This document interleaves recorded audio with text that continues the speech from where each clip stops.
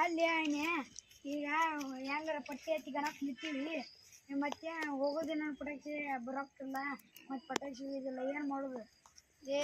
ನಾನು ಒಂದ ದಿವಸ ಇಡ್ತೀನಿ ಅಂತ ಬಡ್ಕೊಂಡು ನೀನು 5 ದಿವಸ ಇಟ್ಟು ಗಾಡಿ ಅಂತ ಮುಕ್ಕಳ ಬಡ್ಕೊಂಡಂಗ ಹಂಗೊಂದು ಐಡಿಯಾ ಬಂತು. ಹೆಂಗೆ ಮಾಡಿ ರೊಕ್ಕ ಗೊತ್ತೈತಿ ಅದನ್ನ 2,000 ರೂಪಾಯಿ ತಗೊಂಡ್ಬರ್ತೀನಿ. ನೀ ಏನು ಮಾಡಿ? ನಮ್ಮ ಅಪ್ಪಾಜಿ ನೀವು ಮುಕ್ಕೊಂಡಿರ್ತೀನಿ ನಮ್ಮ ಮನ್ಯಾಗ ಇರ್ತಾವು ಅದು ಗೊತ್ತಲ್ಲಾರ್ದಂಗೆ ತಕ್ಕೊಂಡು ಒಂದು 2-3 ಸಾವಿರ ಇಟ್ಕೊಂಡ್ಬರ್ತೀನಿ. ನೀವೇನ್ರ ಮಾಡ್ರಿ ನಾ ಗಣಪ ಮುಕ್ಕಳ ಪಟಾಕ್ಷಿ ಹಚ್ಚೇವ ನಾನು ಲೇ ಹತ್ತದ ಅಲ್ಲಿ ಅದ ಗಣಪನ ಮುಂದೆ ಹಚ್ಚದ ನೀ ಹಚ್ಕೊಂಡು ಮಂದಿ ನಮ್ಮ ಅಪ್ಪಾಜಿ ಪಕ್ಕದಾಗ 3,000 ರೂಪಾಯಿ ಇದ್ರ ಮತ್ತ ಉಳ್ಳಾಡ್ಸ್ಕೊಂಡ್ ಬಡಿದನವ ನಮ್ಮ ಅಪ್ಪ ಗೊತ್ತಾಗ್ಬಿಡದಂತಂದು 2,000 ತಕೊಂಬಂದಿ